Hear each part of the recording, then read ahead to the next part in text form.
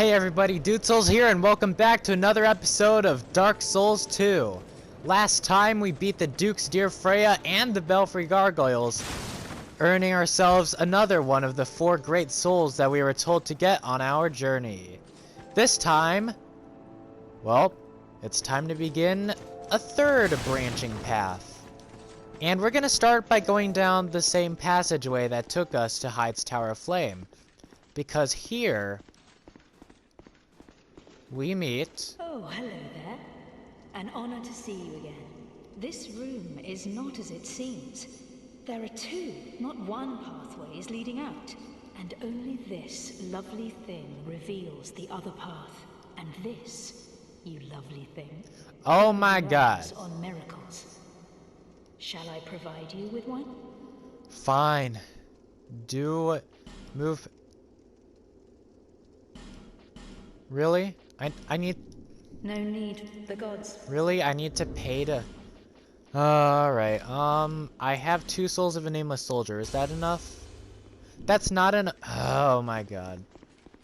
Alright, I'm gonna go do some grinding for 400 souls. I'll be right back. And now I have returned with enough money to make the crazy preacher lady happy.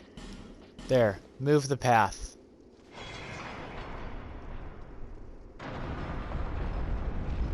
Oh, you're not doing anything. You're just sitting down and pushing a button. Why do I need to spend 2,000 souls on you?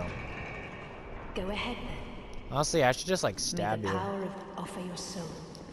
No, I will not offer my souls to the gods. Alright, we get some rouge water. And going through this path, we reach a spirally chasm. Usually there would be a lot of messages here. I think I have a video with, I remember it titled like message to the 14th power or something like that. It was basically just an entire string of multiplayer messages saying just like message ahead, beware of message, message. Oh, old dude in a chair. And a bonfire over there. I don't know who you are, but leave me be. What's up The with your frailty of face? the weak disrupts the dark.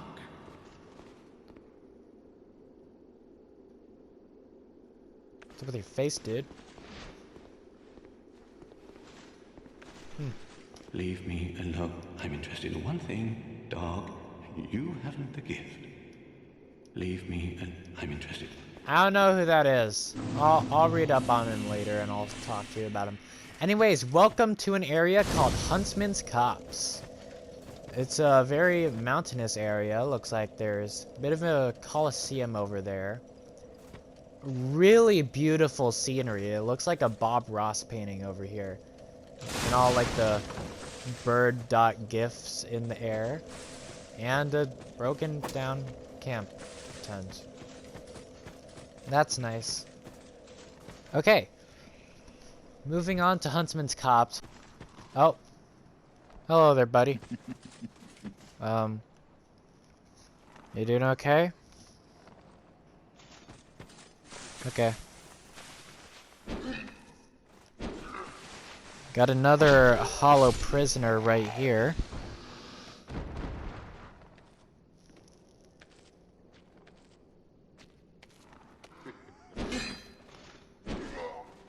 And another one. Sorry, I'm just glancing at my notes. They're kind of confusing. And should have been more clear. Oh, there's a poison moth right there. Poison moth in the air. It did drop an item, which dropped all the way down to the bottom of that pit. Yeah. There are mushrooms on the side of this pit that will allow you to jump down. And I think I'm gonna do that. Yeah, before we move on, I do kind of want to jump down here.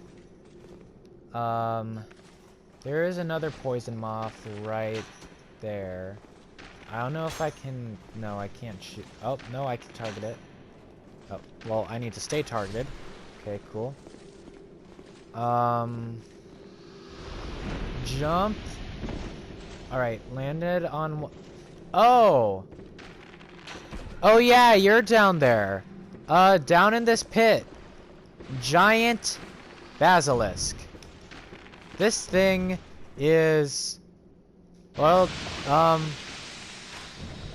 prime for ranged combat. Okay, those fumes can't hit me, so I'm good. Let's just keep on shooting.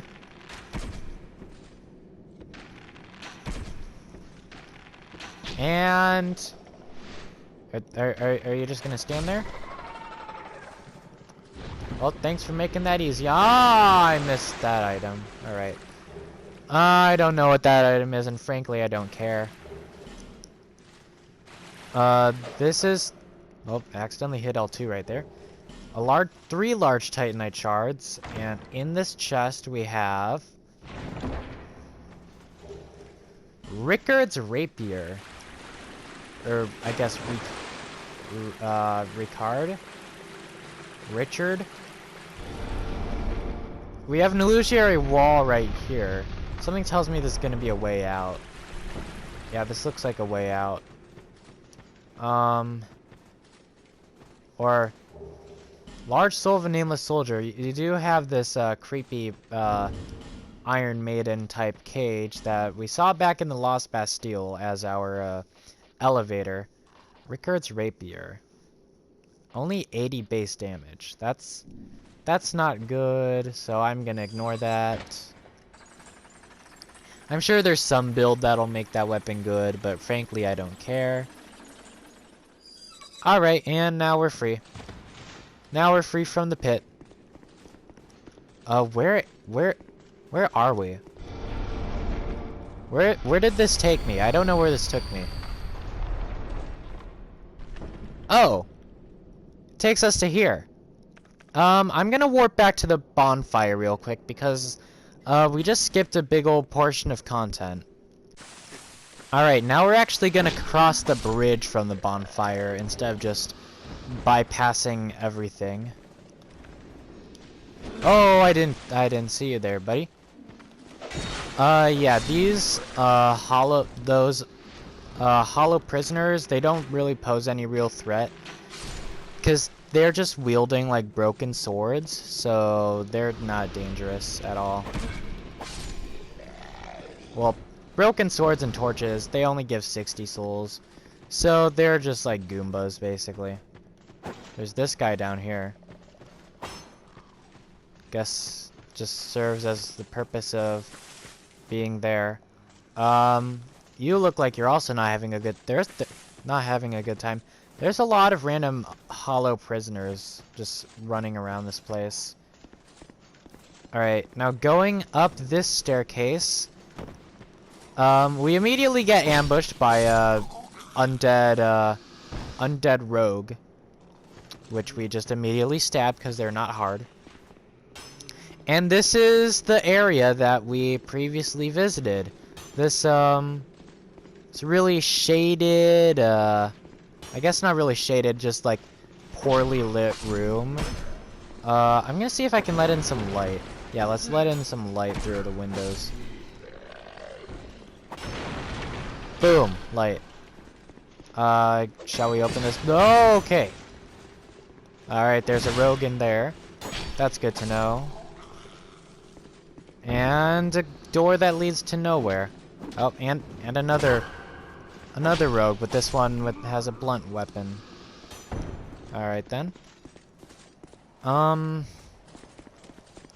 That big room still has a lot more to do. So, time to just, like, run around and see what we can do in here. There is a giant hole in the middle of the room for some reason. I don't think this serves any other purpose besides just, like, being annoying for people who just, like, accidentally walk into it.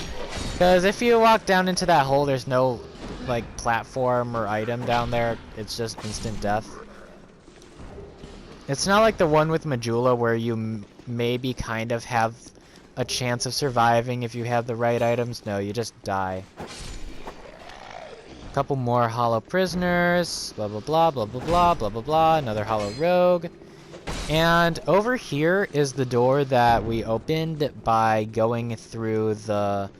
by going down, like, the chasm where we fought the giant basilisk. Now onto the roof of this building. Yeah, there's 2 random rogues that appear out of nowhere. Okay, there's 1 and there's 2. Not really hard enemies in this stage. And that's basically... oh, never mind, there's an item. Poison moss and a singular life gem. Yeah, that's really all there is to see for this building. Oh, now I gotta go back through the building to... Alright.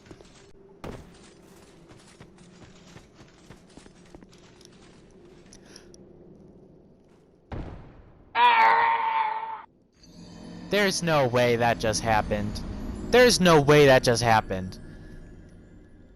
Okay. Well, that was embarrassing. Right when I said that falling down the pit leads to instant death, I immediately accidentally fall into the pit. That's just lovely, isn't it? Knock knock. Gotcha.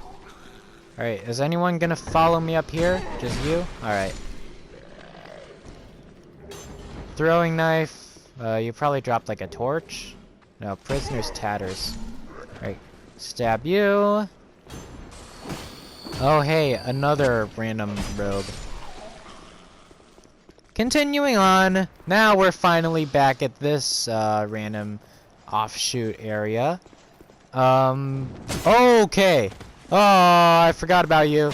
Yeah, right next to that item, there's a rogue just waiting to bonk you in the head with his club. Okay, that's enough for that platform. Let's go down the ladder. And down by this ladder, we immediately run to another bonfire. So, that's pretty cool. We already have 2 bonfires in this level, and we didn't really have anything like hard going on. Now, I believe there is a secret around this, yeah, you see there's a... I accidentally fell onto it. There's a secret platform underneath the second bonfire that is very missable. And if you go through this passage, I actually don't know where it takes you. Oh, it takes you onto, like, the lower bridge of this poison area, where right here you get a monastery charm and a soul of a proud knight. Cool. Oh, am I gonna be poisoned? Okay, it's ticking down. That's good. Ooh, is there any way to get back up the... No? Am I really just gonna have to homeward bone? Alright. Yep, there's the rogue from the item earlier on. Alright, coming out of that bonfire, let's just go down the path of Huntsman's Cops, just to see what's going on over here. We got a bunch of other random hollow guys just running around. Oh, hello.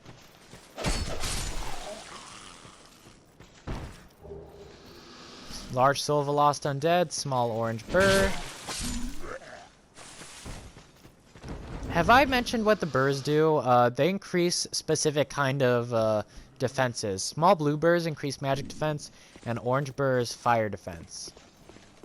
Now, over here, this is an enemy known as the Undead Huntsman, who wields 2 large sickles and is actually pretty easily backstabbed.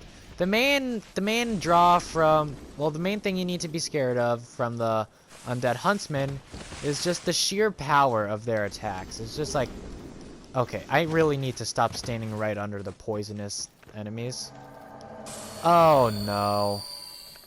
You know what? If I'm gonna fight the Forlorn, I'm not doing it with poison in the area. Okay. Stab you. Stab you. Oh, come on. Thank you.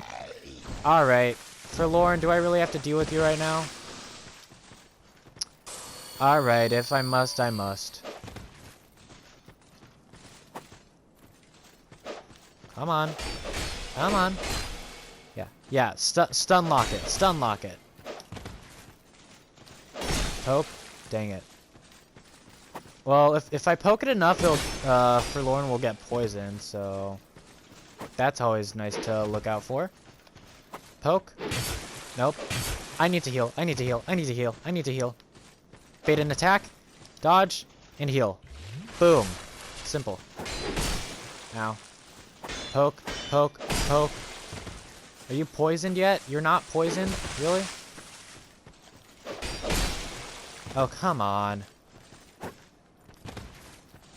We really just gonna dance around each other this whole time? Thank you.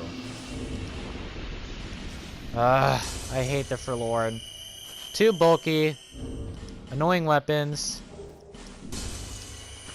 Alright, now to actually go through Huntsman's Cops. The primary area of, well, the primary setting of this location is mostly just dark, creepy forests with a bunch of, like, hollows and undeads running around.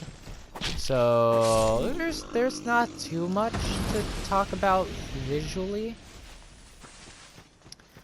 Although, there is some environmental storytelling going on with, like, all of the undead, like, hollow prisoners just, like, running around aimlessly. But once you get near them, they start running faster. Plus, like, the huntsman around, it's just kind of creepy. We get a morning star and a large soul of a nameless soldier. Plus a bunch of hollow prisoners that I feel like I should put out of their misery. That guy's crawling on the ground aimlessly. I feel like I should just end them. Alright. Yeah, there's all these cages with, well, mostly hollow prisoners. But that one has a Cyan Knight. And I think you might be able to remember what Cyan Knights lead to.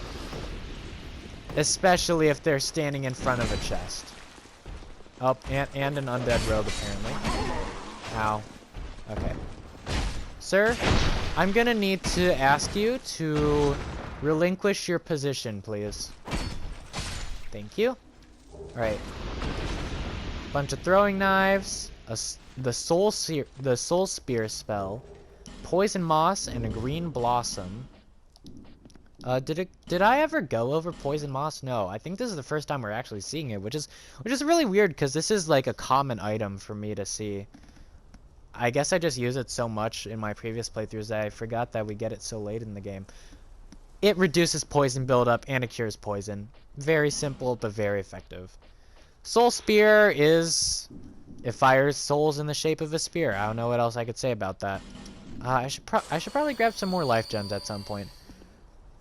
But yeah, you open up this chest and what do you get? Surprise, surprise, it's the Sublime Bone Dust. So now, if we head back to the Farfire, we can get ourselves a +3 Estus Flask. And I'm not going to do that right now because I got stuff to do.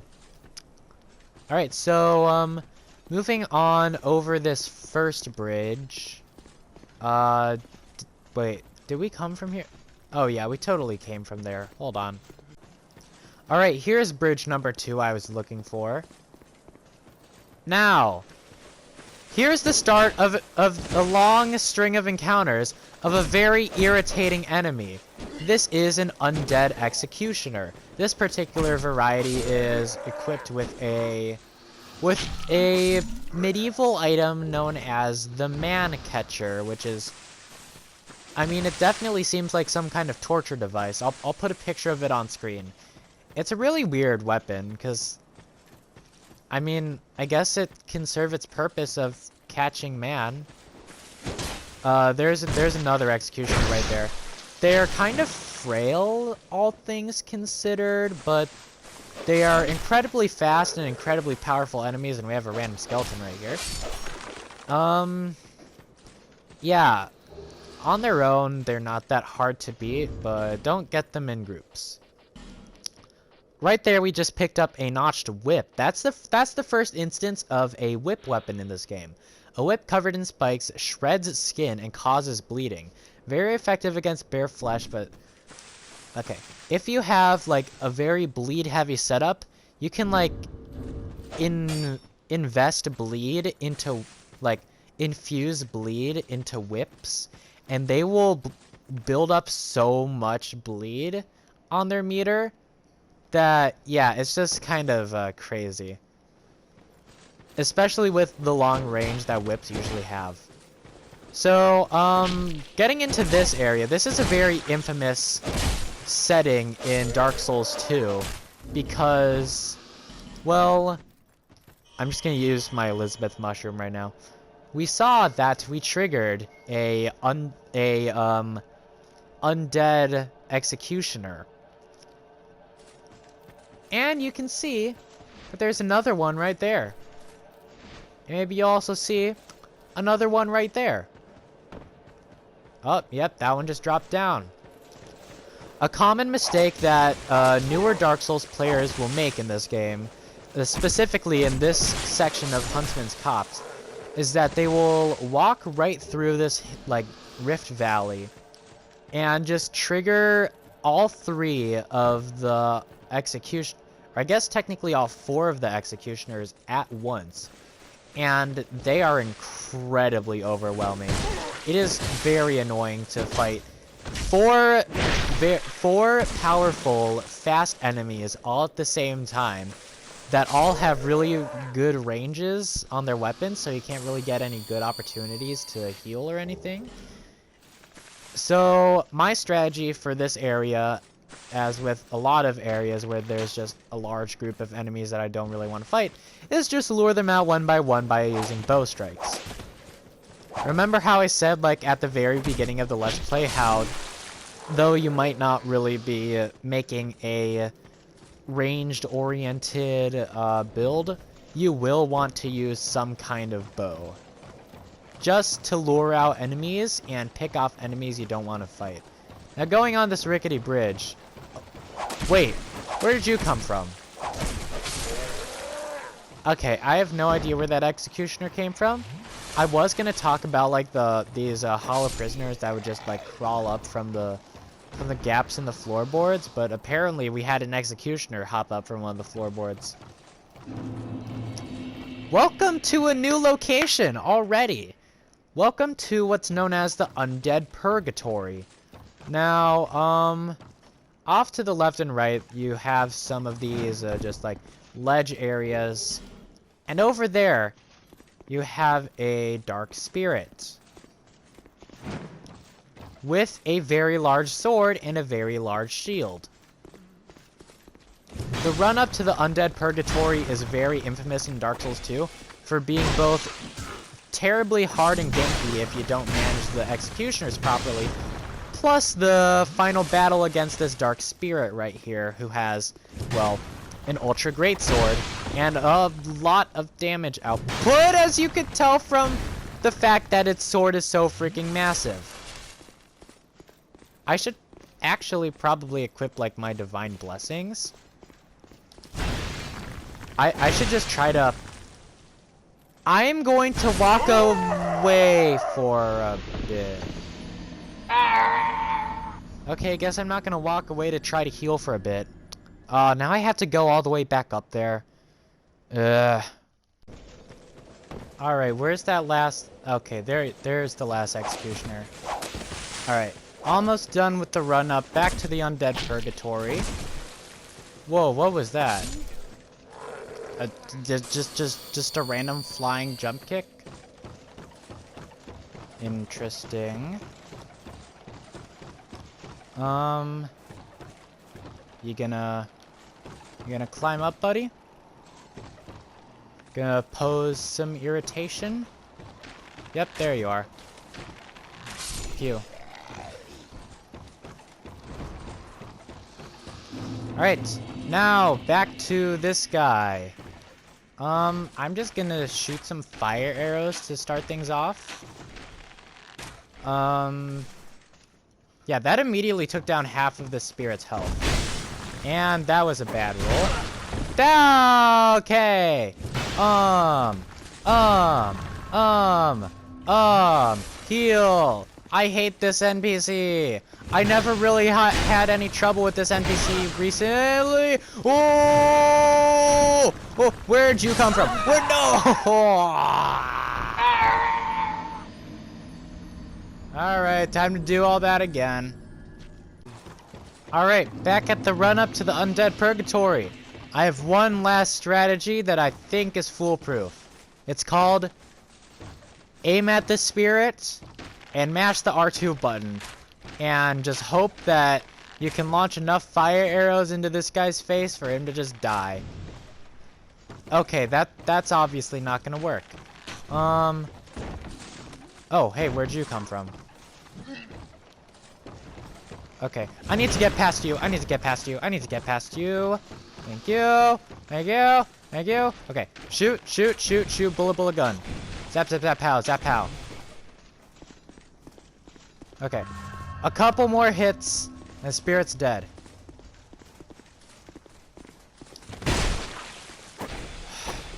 You ultra great sword users and your weird attack. Alright, finally. That one guy is dead. Now, to finally traverse the fog.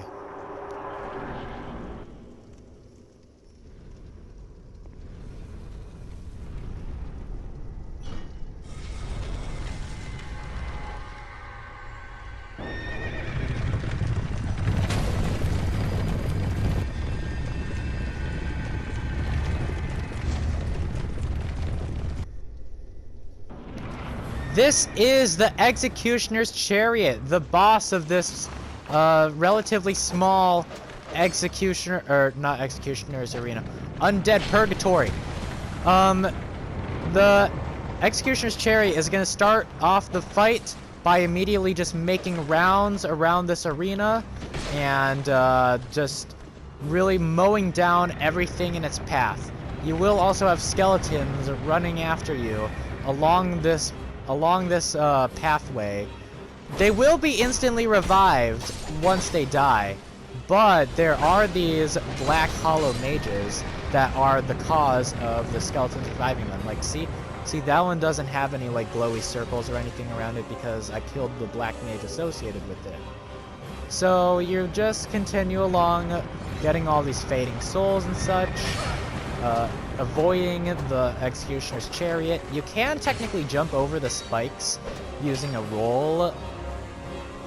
Like, you can jump over the spikes that are in the wheels, but it's such a risky move that I would really advise against it. Be warned, it is fairly easy to be just overtaken by the amount of skeletons that are spawned. But just rely on the Executioner's Chariot to knock them over, and then you can take down the Black Mage really easily.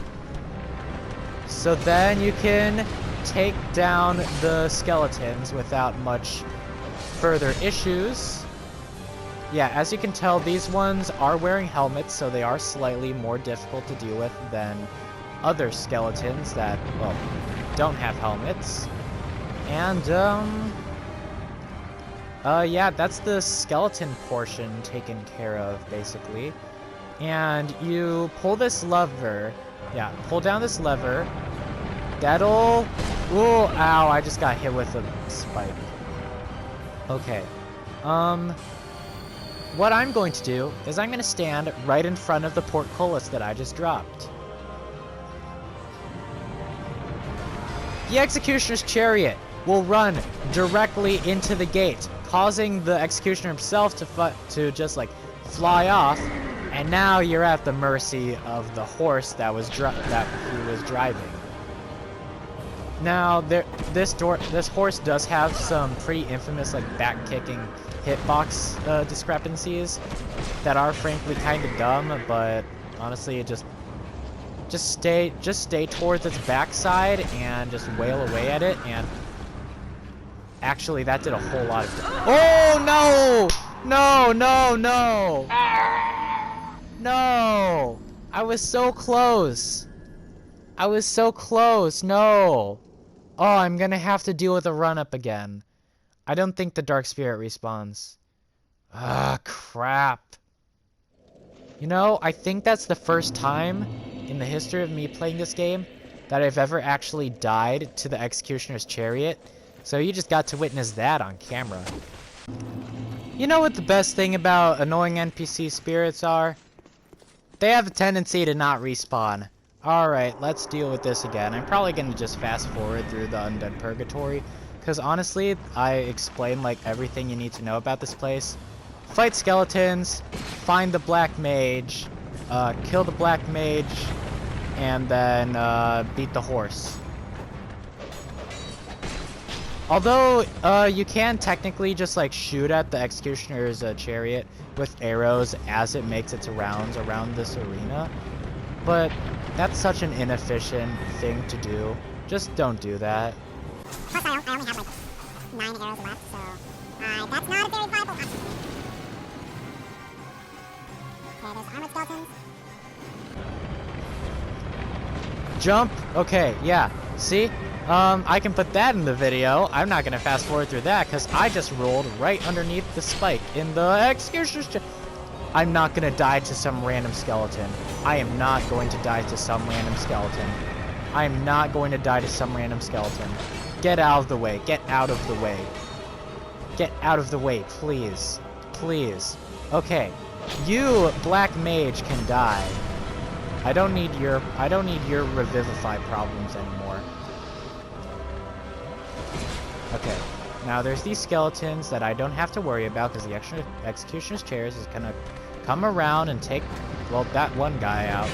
Both these guys out. Boom. And now all we have to do is pull down this gate.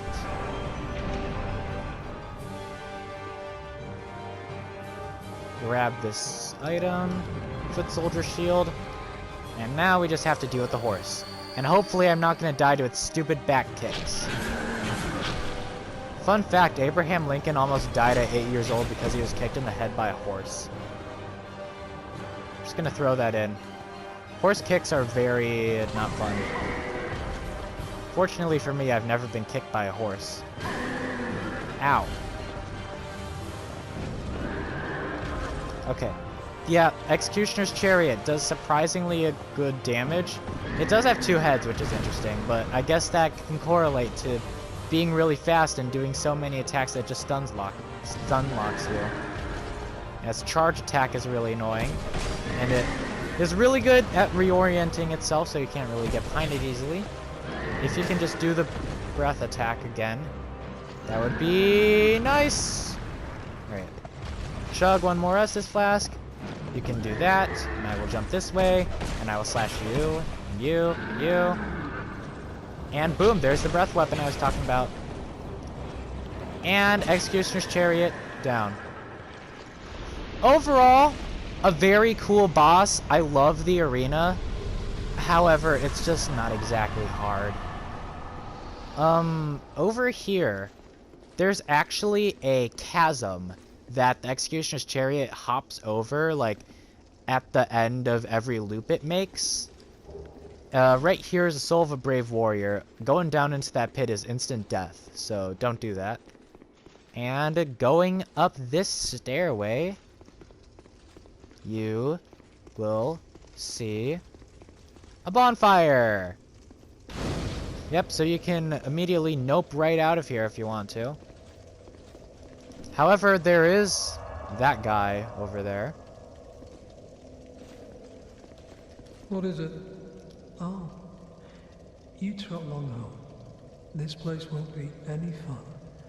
Not for you. What is it? Oh. This NPC has a covenant. This covenant is known as the Brotherhood of Blood. You must have a token of spite in your inventory to join. This covenant is all based around PvP, but not like dungeon PvP like the Rat King or the Bellkeepers like earlier.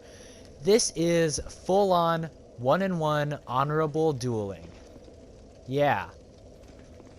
So, the way this covenant works is that there are 3 statues in the Undead Purgatory. Now, you can pick one of these statues, and you can queue into an online match of just dueling. There are each statue correlates to a different map you can play on. The first one, the first statue has you fight on a very long and narrow bridge. The second one has you fight on a 2-story labyrinth. And the third one is a circular arena with scaffolding throughout. However, there are certain item restrictions in these arenas. You are allowed to use repair powder, fire bombs, throwing knives, any kind of urns, and just poison moss, as you would normally. However, there are items that you are not allowed to use. You are not allowed to use Estus flasks. You are not allowed to use any herbs that restore spell uses. You are not able to use monastery or dragon charms. You will not be able to use divine blessings, and you will not be able to use life gems. Very limited items. No healing items because, well, healing items in an online match, that's just unsportsmanship. Item clause exists for a reason, guys. But like offensive weapons, those make sense, and repair powder to just like not annoy yourself, that makes sense. Overall, I think this is a really interesting concept for a Covenant, with an equally interesting face design for whoever's offering it. Alright, time to head back to buy stuff in Majula. First I'm gonna go talk to Melentia. Right, I have 24 life gems. I am gonna grab some human effigies off of her, because why not? I'm gonna buy 20 life gems. Now I'm gonna go to Lenigrast the blacksmith. I wonder if I picked up any twinkling titanite along the way. No. The reason why I'm holding off on upgrading my warped sword anymore is because, like, I might want to use petrified dragon bones on the black scorpion stinger, and I don't exactly know if that's what's required to upgrade it. I'm gonna buy out the rest of the iron arrows from Lenigrast, which is really cheap. And plus, I can just head to Steadyhand McDuff later to grab more of them. And now I guess I'll just spend the rest of my souls on the Emerald Herald. Is that here to see? Oh light? yeah, I forgot However, about the... Wait, when did I get an Estus flask? Wait. When did I get an Estus flask shard? Huh? I don't remember... Did I get one in Brightstone Cove Seldora that I just never used? I don't know where that came from. I'll look at Vextra Life later on to see like where I might have gotten it. But that's kinda weird. Actually, before I upgrade anything, I'm gonna burn my Brave Warrior soul and my Proud Knight soul and a couple fading souls that I have. Alright, now I will upgrade. Alright, let's upgrade some endurance, vigor, and dexterity, and ADP.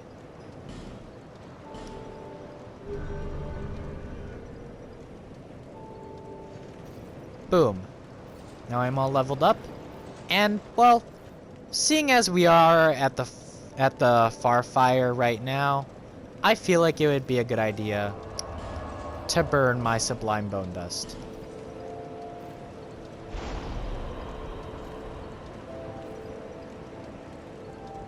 Alright then. Some force has strengthened the Estus Flask. Alright, cool. Well, now it's time to head back to Huntsman's Cops, I guess. Oh, and by the way, here they are on the level order. They're technically before the Shaded Woods, but Shaded Woods area, I just kind of find... I find it more fitting compared to whatever is coming up next on this path. I remember where I got the Estus Flask Shard. It was in Things Betwixt, of course, with the trans coffin. Alright, oh, there's an item over there. I'll get that later. I promise I'll get that later. But, anyways, I think that's all the time that I have right now. Next time on Dark Souls 2, we finish out the Huntsman's Cops, and we maybe get a peek at whatever's next. Cause there's honestly not that much in Huntsman's Cops left, so it's, next episode might be a little shorter than every other episode, but we'll see what happens. Until next time, bye.